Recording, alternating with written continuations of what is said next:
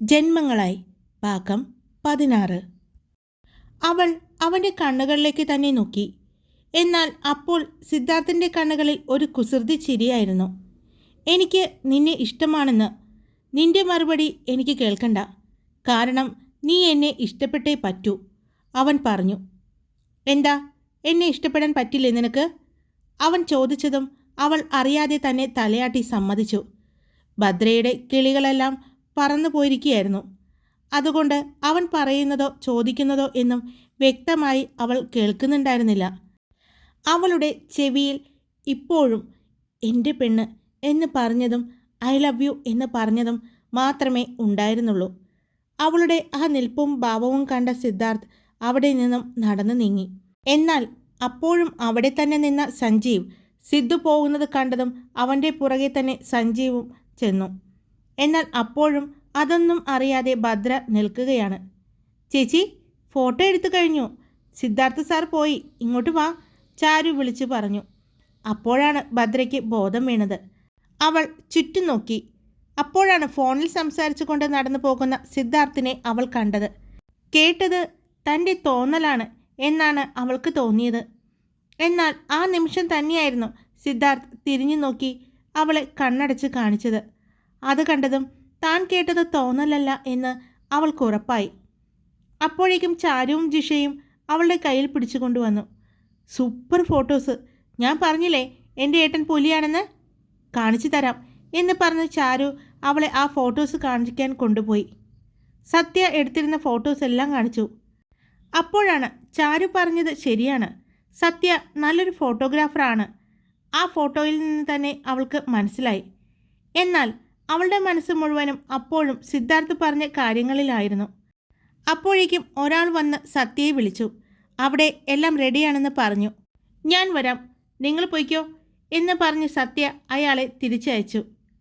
നിങ്ങൾ വാ, ഞാൻ അവിടെ ആക്കിത്തരാം, സത്യ ചാരുവിനോടും ഭദ്രയോടുമായി പറഞ്ഞു. വേണ്ടേട്ടാ, ഞങ്ങളൊന്നും കൂടി കറങ്ങി നടന്നിട്ട് പോയിക്കോളാം. പറ്റില്ല, ഇവിടെ ഇങ്ങനെ കറങ്ങി നടക്കാൻ പറ്റില്ല ചാരു, സത്യ അല്പം ഗൗരവത്തിൽ പറഞ്ഞു. വാ, ഞാൻ അമ്മയുടെ അടുത്തോ അല്ലെങ്കിൽ അച്ഛൻ്റെ അടുത്തോ ആക്കിത്തരാം എന്ന് പറഞ്ഞ് സത്യ മുന്നേ നടന്നു. നമ്മളെന്താ ചെറിയ കുട്ടികളാണോ അച്ഛൻ്റെ അടുത്ത് ആക്കിത്തരാമെന്ന് പറയാൻ? ചാരു സത്യ കേൾക്കാതെ പറഞ്ഞു. ചാരു, വേണ്ട, നടന്നു പോകുന്നതിൻ്റെ ഇടയിൽ തന്നെ സത്യ വിളിച്ചു പറഞ്ഞു. ചാരു പറഞ്ഞത് അവൻ കേട്ടിരുന്നു. അവരുടെ കൂടെ നടക്കുന്നുണ്ടെങ്കിലും ഭദ്രയുടെ മനസ്സ് മുഴുവനും സിദ്ധാർത്ഥ് പറഞ്ഞ കാര്യങ്ങളിൽ തന്നെയായിരുന്നു. എന്തു പറ്റി നിനക്ക്?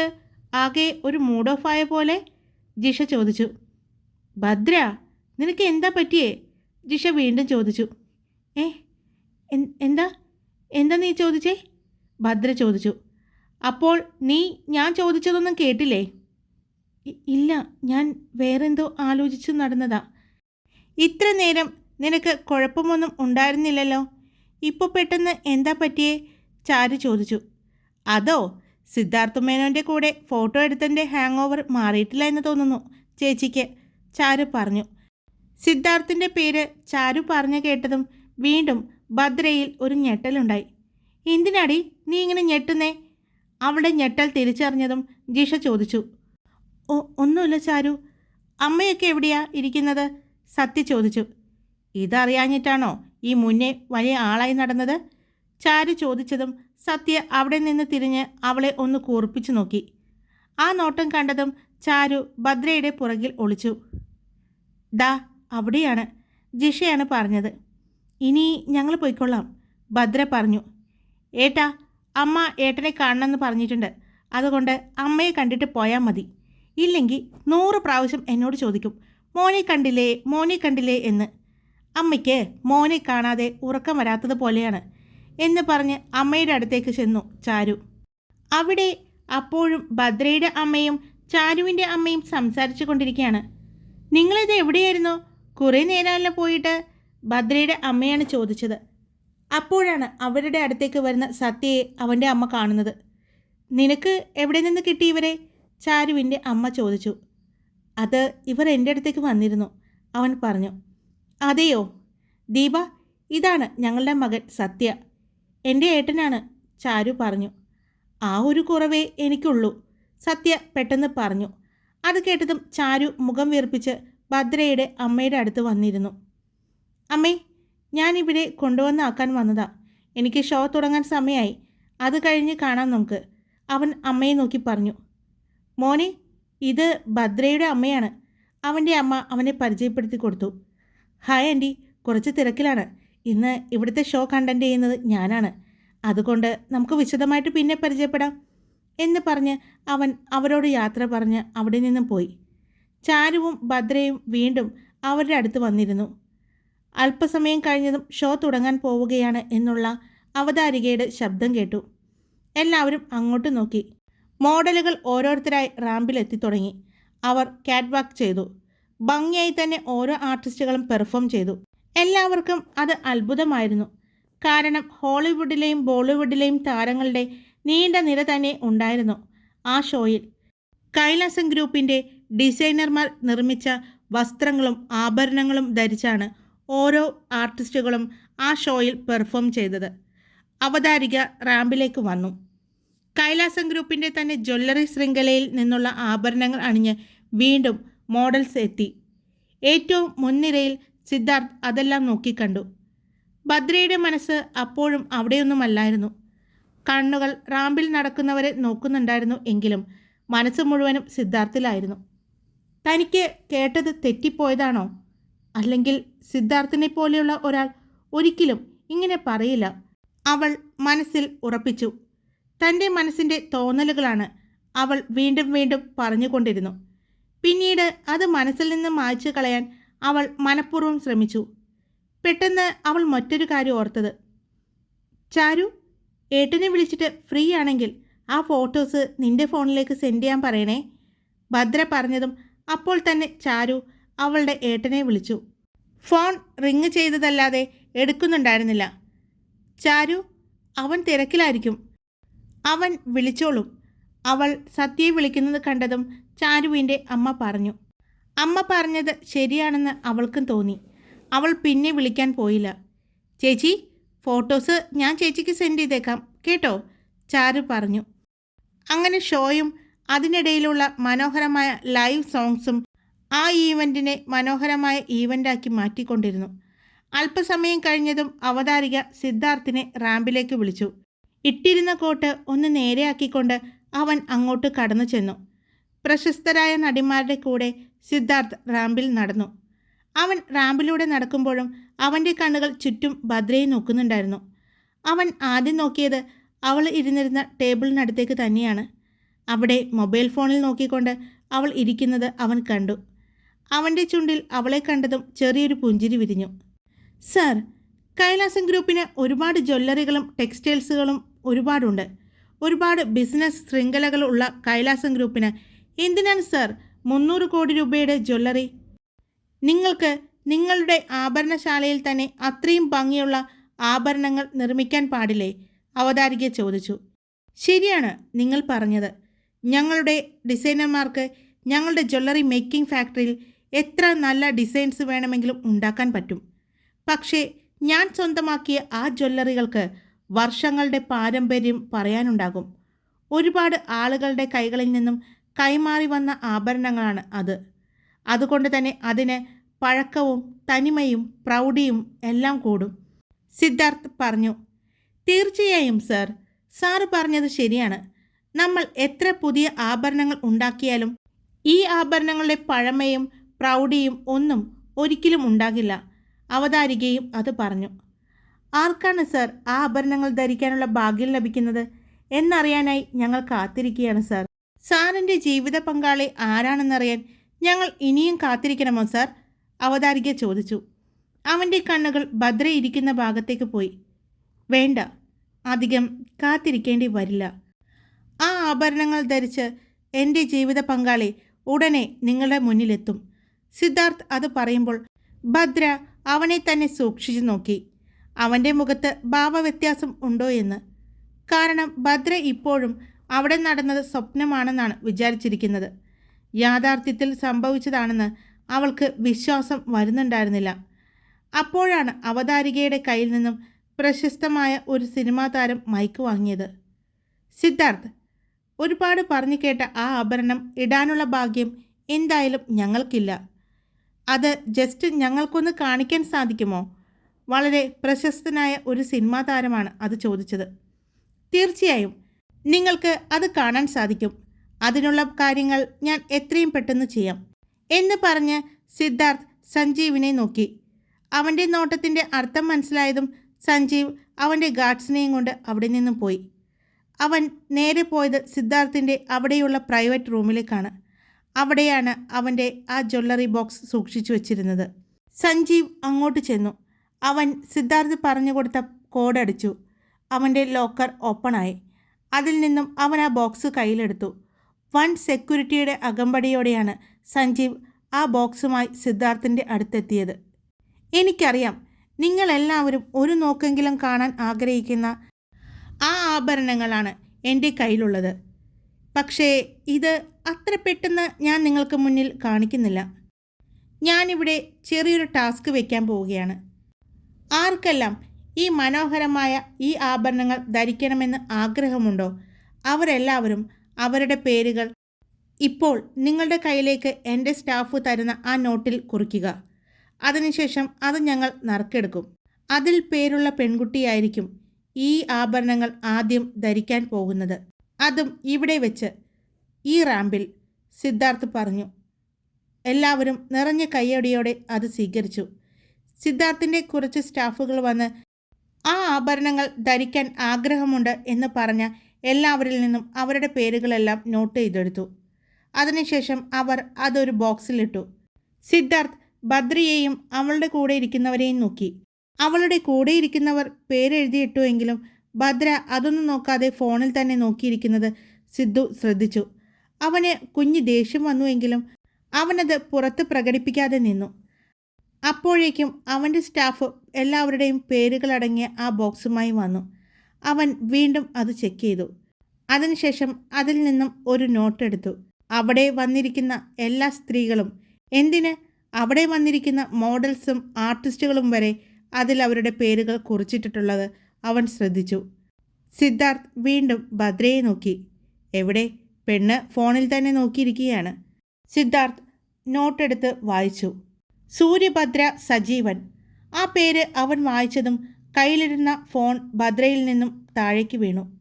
അത്രയും നിശബ്ദമായി നിന്നിരുന്ന ആ ഹാളിൽ അവളുടെ ഫോൺ വീഴുന്ന ശബ്ദം കേട്ടതും എല്ലാവരും തിരിഞ്ഞു നോക്കി. ഭദ്ര പെട്ടെന്ന് തന്നെ ഫോൺ കയ്യിലെടുത്തു. എന്നിട്ട് എല്ലാവരെയും നോക്കി. അവളിലേക്ക് പലരും നോക്കി നിൽക്കുന്നത് അവൾ ശ്രദ്ധിച്ചു. അവതാരിക വീണ്ടും ആ പേര് പറഞ്ഞു.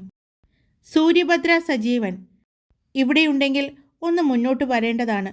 അവതാരിക പറഞ്ഞത് കേട്ടതും ചാരു നിറഞ്ഞ കയ്യടിയോടെ അവളെ നോക്കി. ആരാ ചാരു എൻ്റെ പേര് കൊടുത്തത്? ഭദ്ര ചോദിച്ചു. ഞാനാണ് ചേച്ചി ചേച്ചിയുടെ പേര് വിട്ടത്. എൻ്റെ ദൈവമേ, നീ എന്ത് പണിയാ കാണിച്ചത്? ഭദ്ര ചോദിച്ചു. അതിനിപ്പോൾ എന്താ കുഴപ്പം? ഇതൊക്കെ ഒരു രസമല്ലേ ചേച്ചി? എല്ലാ പാർട്ടികളിലും ഇങ്ങനെ ഓരോ പരിപാടികൾ ഉണ്ടാവാറുണ്ട്. അവതാരിക വീണ്ടും സൂര്യഭദ്ര സജീവൻ എന്ന് പറഞ്ഞുകൊണ്ടിരുന്നു. ചാരുവും ജിഷയും അവളെ അവിടെ നിന്നും എഴുന്നേൽപ്പിച്ചു. അവൾ അമ്മയെ നോക്കി. അമ്മയും അത്ഭുതത്തോടെ അവളെ തന്നെ നോക്കി നിൽക്കുകയായിരുന്നു. അപ്പോഴാണ് സൂര്യഭദ്രയുടെ പേര് വിളിച്ചത് കേട്ടതും അവളുടെ അച്ഛനും ചാരുവിൻ്റെ അച്ഛനും അങ്ങോട്ട് വന്നത്. അച്ഛനെ കണ്ടതും ഭദ്ര അച്ഛൻ്റെ അടുത്തേക്ക് ചെന്നു. അച്ഛ, എന്താ ചെയ്യേണ്ടത്? ഭദ്ര ചോദിച്ചു. നീ അങ്ങോട്ട് ചെല്ലും മോളെ, ഇതൊക്കെ ഒരു രസമല്ലേ? അത് മാത്രമല്ല, ഒരു നോക്കെങ്കിലും കാണാൻ ആഗ്രഹിച്ച ആ ആഭരണങ്ങൾ ഇടാനുള്ള ഭാഗ്യം എൻ്റെ മോൾക്ക് കിട്ടിയില്ലേ? ചെല്ല്, ധൈര്യമായിട്ട് ചെല്ല്. അച്ഛനും ദേ അങ്കിളും കൂടി അവിടം വരെ വരാം എന്ന് പറഞ്ഞ് സൂര്യഭദ്രയുടെ അച്ഛനും ചാരുവിൻ്റെ അച്ഛനും കൂടി അവളെ അവിടേക്ക് കൊണ്ടുപോയി. അവൾ നടന്നു വരുന്നത് കണ്ടതും എല്ലാവരും നിറഞ്ഞ കയ്യടിയോടെ അവളെ സ്വീകരിച്ചു. അവൾ നടന്നു വരുന്നത് ആരും കാണാതെ ഉള്ളിലൊളിപ്പിച്ച ഒരു പുഞ്ചിരിയോടെ സിദ്ധാർത്ഥ് നോക്കി നിന്നു. ഭദ്ര ആ വലിയ ലോങ് സ്കേർട്ട് പതിയെ ഉയർത്തിപ്പിടിച്ച് പടികൾ ഓരോന്നായി കയറി. അവൾക്ക് കയറാൻ ബുദ്ധിമുട്ടുണ്ടെന്ന് തോന്നിയതും സിദ്ധു മുന്നിലേക്ക് വന്ന് അവൾക്ക് നേരെ കൈനീട്ടി. അവൾ അവൻ്റെ കൈയിലേക്ക് നോക്കി. അവൻ കണ്ണുകൾ കൊണ്ട് കൈ വയ്ക്കാൻ പറഞ്ഞു. ഭദ്ര അവൻ്റെ കൈയിലേക്ക് അവളുടെ കൈകൾ ചേർത്ത് പിടിച്ചു. റാമ്പിൻ്റെ നടുക്കായിട്ടുള്ള സ്പോട്ട് ലൈറ്റിൽ കൊണ്ടുവന്ന് ഭദ്രയെ നിർത്തി. എല്ലാവരും അവളെ നിറഞ്ഞ കയ്യടിയോടെ സ്വീകരിച്ചുവെങ്കിൽ അവിടെയുണ്ടായിരുന്ന പെൺകുട്ടികൾക്കെല്ലാം അവളോട് ദേഷ്യവും അസൂയയുമാണ് തോന്നിയത്. എന്നാൽ ഭദ്രയ്ക്ക് എന്തുകൊണ്ടോ അവിടെ തന്നെ നിൽക്കാൻ വളരെ ബുദ്ധിമുട്ട് തോന്നി. റാമ്പിലെ ലൈറ്റുകൾ ഓഫായി. അവിടെ സ്പോട്ട് ലൈറ്റ് മാത്രമായിരുന്നു. അതിൽ ഭംഗിയോടെ നിൽക്കുന്ന ഭദ്രയും. ഭദ്ര ചുറ്റും നോക്കുന്നുണ്ട്. എല്ലാവരുടെയും ഇരുട്ട് പോലെ തോന്നി. ആരെയും കാണാൻ പറ്റുന്നില്ല എന്ന് തോന്നി. അപ്പോഴാണ് അവളുടെ കഴുത്തിൽ ആരുടെ കൈകൾ ഇഴയുന്നത് അവൾക്ക് തോന്നിയത്. അവൾ ഒരു പേടിയോടെ പുറകിലേക്ക് മാറാൻ പോയതും ആരിലോ വന്ന് തട്ടി നിന്നു. ഹേയ് സൂര്യ, പേടിക്കണ്ട, ഞാനാണ് സിദ്ധാർത്ഥ്. അതും പറഞ്ഞ് അവൻ അവളുടെ കഴുത്തിലേക്ക് ആ മാല ഇട്ടുകൊടുത്തു. അതിനുശേഷം അവൻ അവളുടെ കാതിൽ കിടക്കുന്ന കമ്മലുകൾ ഊരി. അവൻ തന്നെയാണ് അവളുടെ കാതുകളിലേക്ക് ആ കമ്മലും ഇട്ടുകൊടുത്തത്. അവിടെ ആ രണ്ട വെളിച്ചത്തിൽ ആർക്കും ഒന്നും കാണാൻ പറ്റുന്നുണ്ടായിരുന്നില്ല. എന്നാലും ഭദ്രയുടെ ചെറിയ ഒരു നിഴൽ രൂപം മാത്രം കാണാൻ പറ്റി. ഭദ്രയുടെ പുറകിൽ നിൽക്കുന്ന സിദ്ധാർത്ഥിനെ ആർക്കും കാണാൻ പറ്റുന്നുണ്ടായിരുന്നില്ല. അടുത്തതായി അതിൽ നിന്നും 2 വളകളെടുത്ത് അവളുടെ കൈകളിൽ അവൻ ഇട്ടുകൊടുത്തു.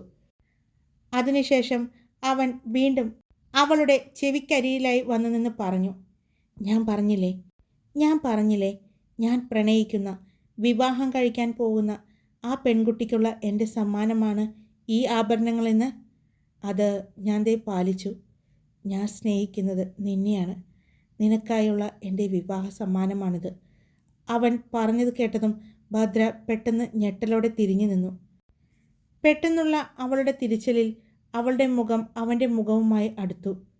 പെട്ടെന്ന് സ്പോട്ട് ലൈറ്റിൽ ഇപ്പോൾ അവളുടെ പിൻഭാഗം മാത്രമേ കാണാൻ പറ്റുന്നുള്ളൂ. മുന്നിൽ അവൾ എന്ത് ചെയ്യുകയാണ് എന്ന് പോലും ആ സൈഡിലെ സ്പോട്ട് ലൈറ്റിൽ കാണാൻ പറ്റുന്നുണ്ടായിരുന്നില്ല. എന്നാൽ സിദ്ധാർത്ഥ് അവളുടെ കൈകളിൽ പിടിച്ചുകൊണ്ട് പറഞ്ഞു, പ്രണയിച്ചോ, ഇഷ്ടം പറഞ്ഞോ എനിക്ക് ശീലമില്ല. അതുകൊണ്ട് തന്നെ എൻ്റെ പ്രപ്പോസൽ ഇങ്ങനെയാണ്. എനിക്ക് സൂര്യയെ ഒരുപാട് ഇഷ്ടമാണ്.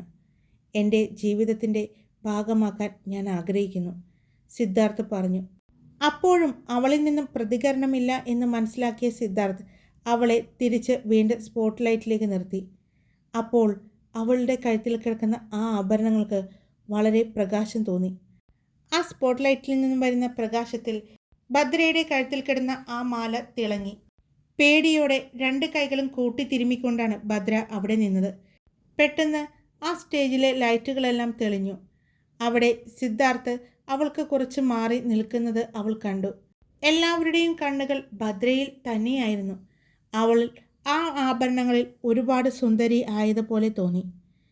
എല്ലാവരും അവളെ തന്നെ കണ്ണിമ വെട്ടാതെ നോക്കി നിന്നു.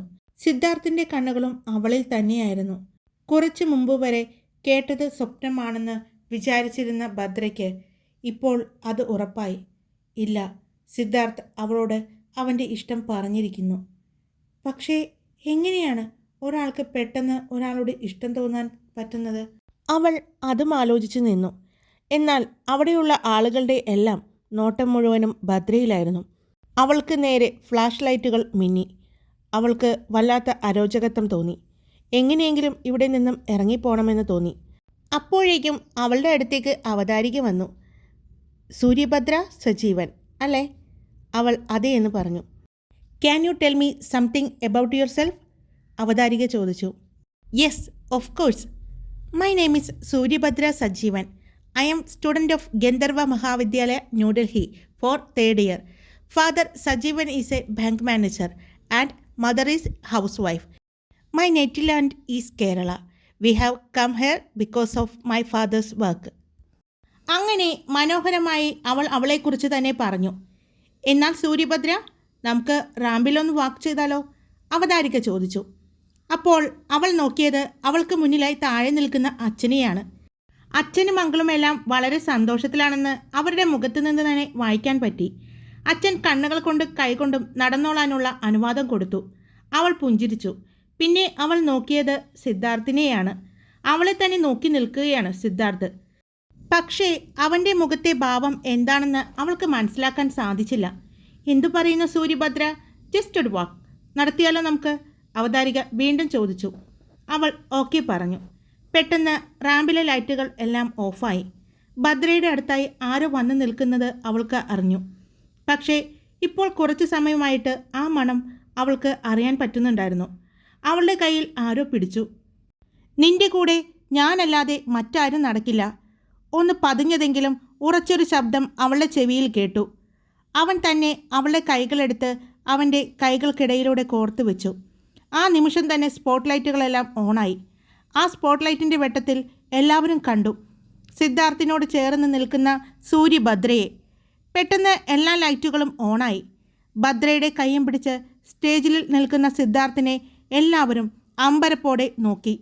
അത്രയും മനോഹരമായിരുന്നു അവർ രണ്ടുപേരും നിൽക്കുന്നത് കാണാൻ. ഫ്ലാഷ് ലൈറ്റുകൾ മിന്നിമാഞ്ഞു. സിദ്ധാർത്ഥ് പതിയെ നടന്നു. അവൻ്റെ കൂടെ തന്നെ അവളും അവനോട് ചേർന്ന് നടന്നു. രണ്ടുപേരും നടന്നു വരുന്നത് കാണാൻ തന്നെ മനോഹരമായി തോന്നി. ഭദ്രയുടെ അച്ഛനും അങ്കിളും എല്ലാവരും അത് അവരുടെ മൊബൈൽ ഫോണിൽ പകർത്തുന്നുണ്ടായിരുന്നു. സത്യ അവൻ്റെ ക്യാമറയിൽ അതെല്ലാം പകർത്തിക്കൊണ്ടിരുന്നു. വളരെ പതുക്കിയായിരുന്നു അവൾ നടന്നത്. കഥ കേട്ട് ഇഷ്ടപ്പെട്ടുവെങ്കിൽ ലൈക്ക് ചെയ്യാനും കമൻറ്റ് ചെയ്യാനും മറക്കരുത് കേട്ടോ കൂട്ടുകാരെ.